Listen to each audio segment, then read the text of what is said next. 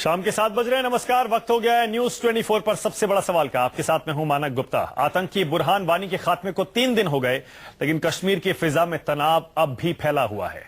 इन प्रदर्शनकारियों और सुरक्षा बलों के बीच मुठभेड़ में अब तक 30 लोग मारे जा चुके हैं, सैकड़ों घायल हैं, लेकिन अब भी हालात सरकार के काबू में नहीं आ पाए हैं। हालांकि सरकार ने अमरनाथ यात्रा बहाल करने का ऐलान किया है, लेकिन घाटी में कई जगह कर्फ्यू अब भी जारी है। मुख्यमंत्री महबूबा मुफ्ती नाराज लोगों को शांत करने के लिए कह रही हैं, सुरक्षा बलों ने जरूरत से ज्यादा बल का इस्तेमाल किया है, जिसके लिए वो जांच कराएंगी। कांग्रेस कहती है महबूबा हालात संभालने में पूरी तरह नाकाम रही हैं, तो बीजेपी ने भी केंद्र सरकार को इस पूरे मामले से अलग कर लिया है। जरा सुनिए।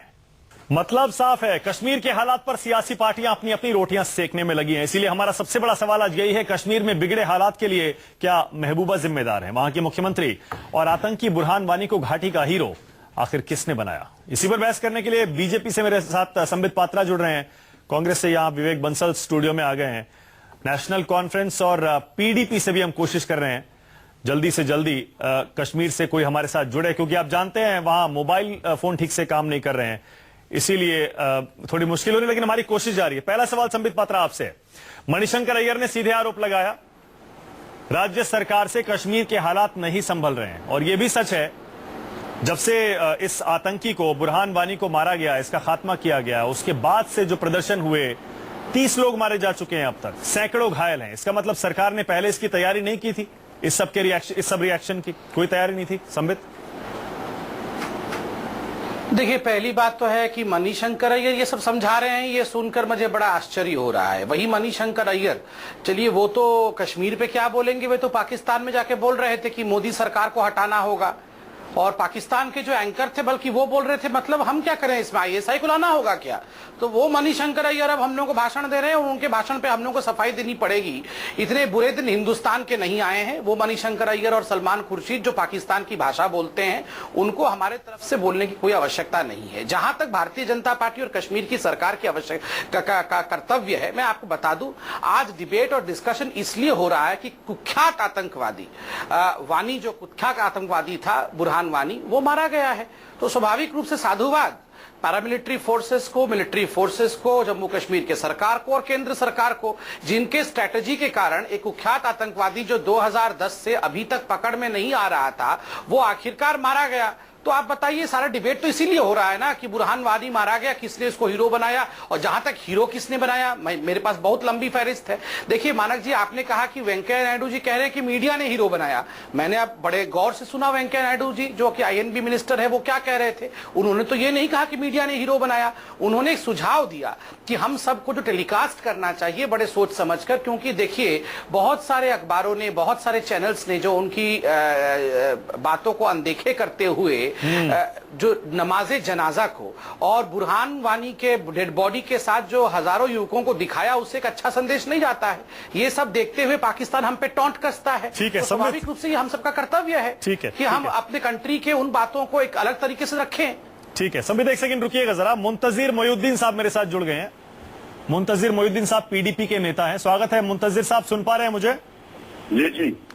मुंतजिर साहब, हम ये पूछ रहे हैं आज के आपको नहीं लगता कि महबूबा मुफ्ती और पीडीपी यानी आपकी पार्टी का जो नरम रवैया रहा है आतंकियों के खिलाफ, मिलिटेंट्स के खिलाफ शुरू से, चाहे वो हीलिंग टच की पॉलिसी हो या आर्मी को हटा लेना चाहिए, उसी का नतीजा है कि आज हालात घाटी में इतने खराब हो गए हैं?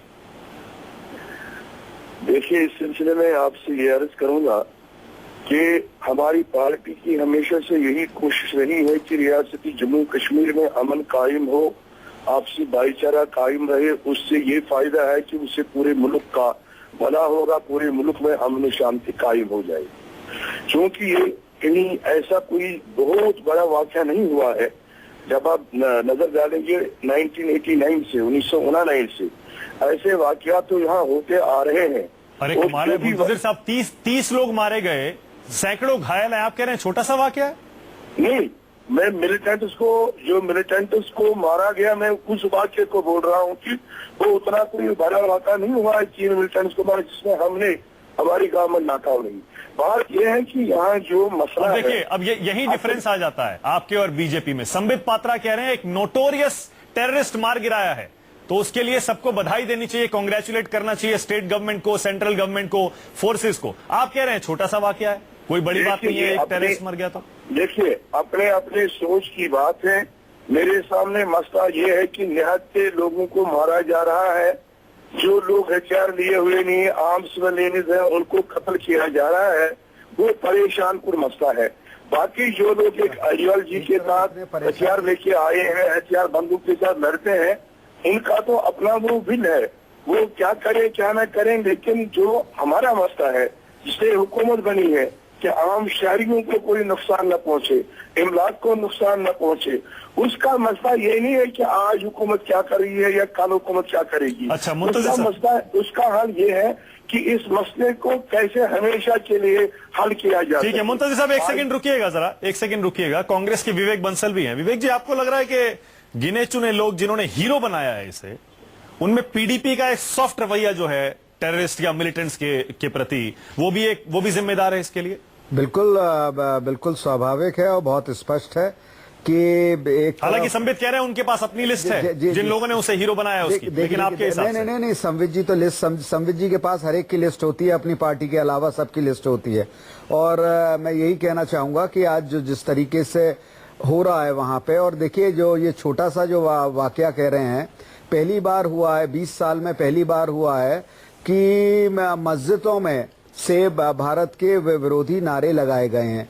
ये बहुत दुर्भाग्य। पहली बार तो नहीं है विवेक जी? नहीं, पहली बार नहीं, 20 साल 20 साल में भी पहली बार नहीं है विवेक जी? 20 साल में मैंने जो मेरे जो अध्ययन मैं आपको बता रहा हूँ, 20 साल में पहली बार मस्जिद से ऐलान हुआ है। नहीं, ऐसा नहीं है। नहीं, मस्जिदों से जो ऐलान हुआ है, ये मेरी जानकारी में, ये 20 साल में, आप इसको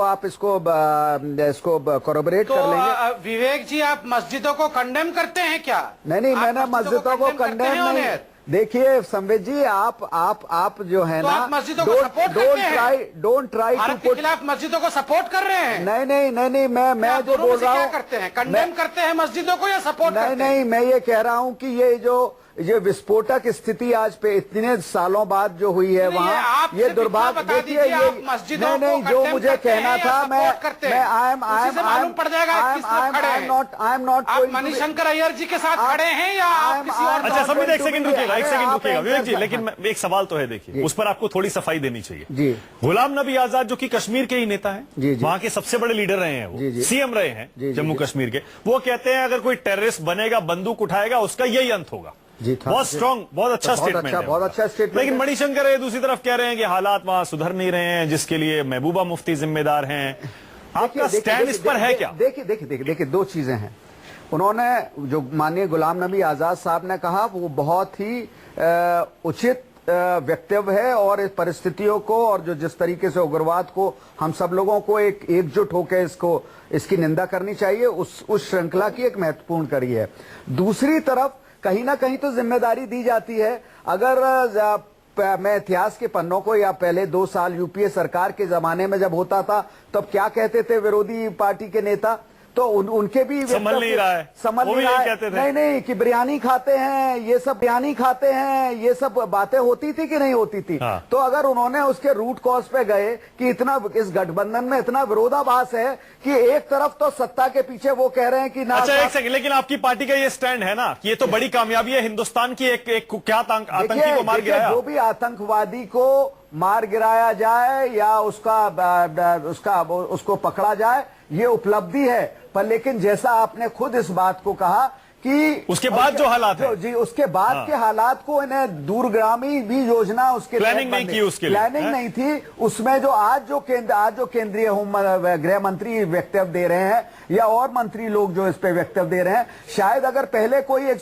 योजना सुनिश्चित की होती तो ये इतना जितना ये भयंकर रूप। अच्छा, इंचार्ज संबित, इंचार्ज है कौन? जम्मू कश्मीर के हालात को इस समय कौन देख रहा है?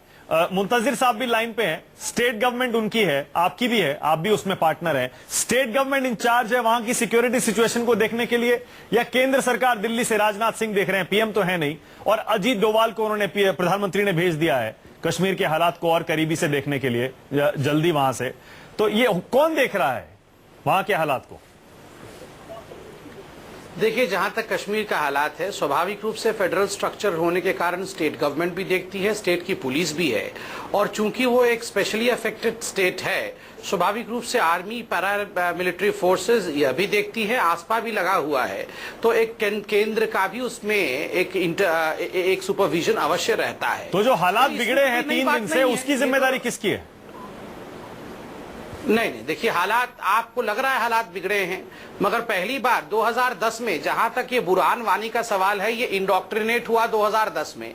2010 से उसको कोई छूने की हिम्मत नहीं कर रहा था। अरे वो साहब, पहला आपको तथाकथित तमगा लगाया सोशल जाएगा था, कि हिम्मत मैं नहीं बीच कर में रहा नहीं बोल रहा था। था। सुनिए, भारत सरकार सुनिए। ने हिम्मत की, सुनिए, ये बहुत सुनिए, बड़ी सुनिए। उपलब्धि है। अरे पर सुन मान्यवर लीजिए, जो सुन इस समय लीजिए, विस्फोटक हो रही है, थोड़ा सा उस शांति पर शांत कुछ हो अपना जाइए, वक्तव्य दे चिल्ला-चोट बंद दीजिए। कर दीजिए। आपको तमगा बिल्कुल लगाया जाएगा सरकार को। लेकिन विरोधाभासी सवाल है आपका। जी। आप ये, तो इसके मतलब आतंकी को नहीं मारना चाहिए था? क्या चाहिए? बिल्कुल मारना चाहिए था ना। बिल्कुल। तो उसके बाद जो हालात हैं, उसके तो बाद कुछ जो समझ में हालत नहीं आता है, ये क्या उस पे कहना नहीं चाहते हैं? डाल रहे हैं, उस पे ये अपने विचार नहीं व्यक्त कर हाँ, रहे हैं। संबित आप इससे बात बच तो रहे रहा हूं, हैं। आप पूरा सुन तो लीजिए। बार-बार उस चीज को लेकर अच्छा, नहीं, ठीक है। बच नहीं रहा हूं। अगर ये शांत हो जाएंगे तो सब बोलूंगा आप ना। बोलिए, ये सब बोलने बोलिए। कहाँ दे रहे हैं? हालात बिगड़ने के लिए जिम्मेदार कौन? देखिए ना, मैं क्या और एक समझा? चीज और कहना चाहूंगा, संबित जी समझा अपनी रहा बात हूं। रखें उससे पहले। अरे देखिए, कि मैं दोनों बोल लूं, गठबंधन मानक के भाई, या गठबंधन तो है। पूरा इनका एक तरफ प्रवचन एक रखवा गठबंधन दीजिए, का जो जाकिर नाइक जी पार्टनर का है, ही। एक दल, एक घटक कह रहा है कि साहब ये स्थिति नहीं आनी चाहिए थी, दूसरा कह रहा है इसे कि हमने बुलवाइए बहुत बड़ी पूरा, उपलब्धि कोई है। बात नहीं। अच्छा, इतना ठीक है। अगर विरोधाभास अच्छा, ठीक है। है चलो, तो सत्ता में क्यों आए अब दोनों जवाब एक सुनिए, दूसरे अब के जवाब साथ? सुनिए, जवाब उसका सुनिए। भी जवाब दें। मुंतजिर साहब, आपके बीच भी आ रहा हूं, लेकिन पहले संबित आप।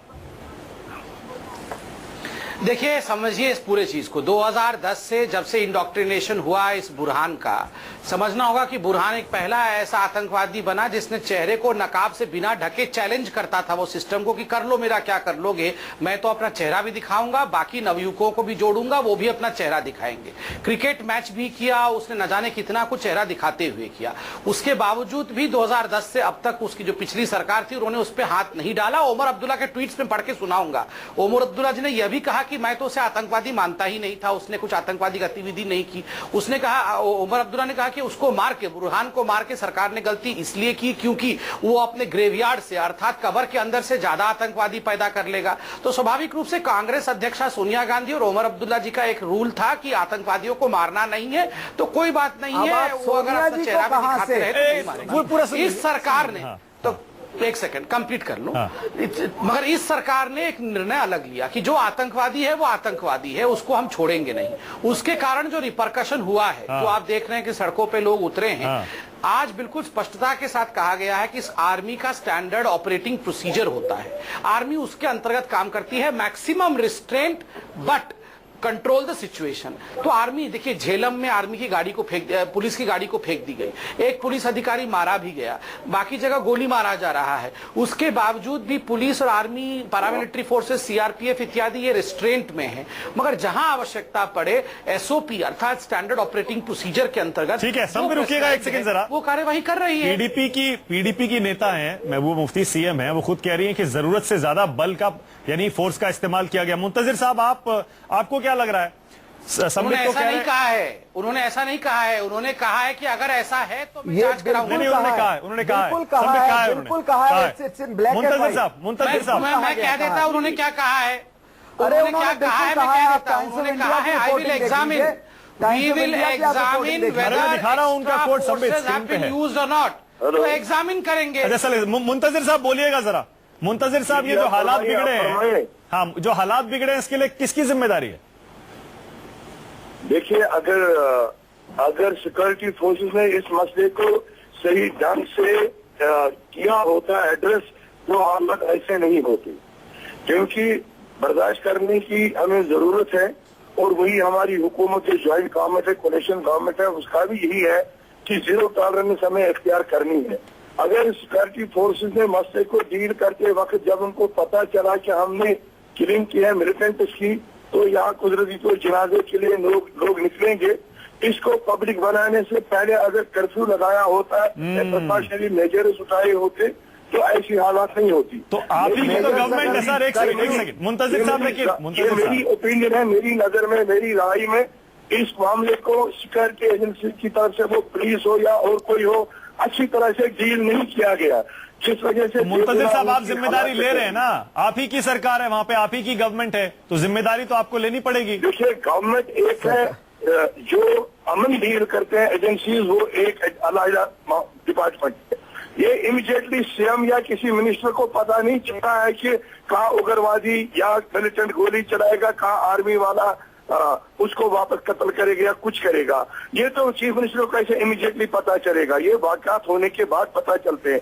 जो कंसर्न एरियाज में वहाँ की पुलिस है, वहाँ की सिक्योरिटी है, चाहे सीआरपी है, बीएसएफ है, उनके जो अच्छा एक सेकंड सर, उनको पता चलता है। मुंतजिर साहब, उनको चाहिए था हिदायत के मुताबिक। एक छोटा सा क्लैरिफिकेशन चाह रहा हूं मैं आपसे कि जहाँ ऐसे वाकयात हो वहाँ सब्र तामल से काम लिया जाए, लोगों को शिकार न बनाया जाए। ठीक है मुंतजिर साहब, मैं मामले में ना कोई एहतियात किया गया, मुंतजिर साहब काम लिया गया, औरतों तक को नहीं बख्शा गया, ठीक है, औरतों को भी कत्ल किया गया। ठीक है मुंतजिर साहब देखिए आप कितने लाचार महसूस कर रहे हैं। आप ही की सरकार है वहां पे, और आप कितना लाचार महसूस कर रहे हैं कि सुरक्षा बल एक तरह से अत्याचार कर रहे हैं और आपकी सरकार वहां कुछ नहीं कर पा रही है। जाहिर है आपका इशारा सिक्योरिटी फोर्सेस की तरफ है, सेंट्रल गवर्नमेंट की तरफ है, बीजेपी से आपका गठजोड़ है, आप मिलजुल के कश्मीर में सरकार चला रहे हैं। संबित पात्रा कश्मीर में एक आतंकी को मारने को अपनी उपलब्धि बता रहे हैं।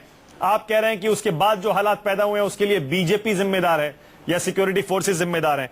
इसी से पता लग जाता है। देखिए सियासी मतभेद जब कश्मीर की स्थिति आती है कैसे खुलकर सामने आ जाते हैं। जिम्मेदार है, मैंने ये नहीं कहा बीजेपी जिम्मेदार है। मैंने sir security forces central government control करती है ना, इसीलिए सिक्योरिटी फोर्सेस पे सवाल उठाएंगे तो बीजेपी की तरफ ही उंगली उठेगी। जिम्मेदार है जिन्होंने इसका सही ख्याल नहीं किया।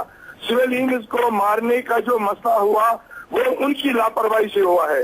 जिनकी कौन है इसका भी तो जरा चिन्हित करें भाई। वहाँ जिला प्रशासनिक अधिकारी हैं कि वो साफ ये कह रहे हैं, वो ये कह रहे हैं, इसका मतलब वो ये कह रहे हैं पुलिस आगे नहीं है, प्रोटेस्टर्स को कंट्रोल करने में पुलिस आगे नहीं है, सिक्योरिटी फोर्सेज है। आर्मी हो, बीजे सुनिए मेरी बात, पुलिस हो, सीआरपी हो, बीएसएफ हो, ये उनकी लापरवाही है, ये पॉलिटिकल एग्जीक्यूटिव की लापरवाही नहीं है। चलिए ठीक है सर, हम तो अभी भी यही उम्मीद करते हैं कि जल्द से जल्द कश्मीर के हालात काबू में आए, जल्दी से जल्दी, और इस आतंकी को लोग हीरो बनाना बंद करें, क्योंकि ये हीरो नहीं है, सिर्फ और सिर्फ एक आतंकी है। बहुत बहुत शुक्रिया संबित पात्रा, विवेक बंसल, मुंतजिर मोइनुद्दीन साहब, सबसे बड़ा सवाल में आने के लिए।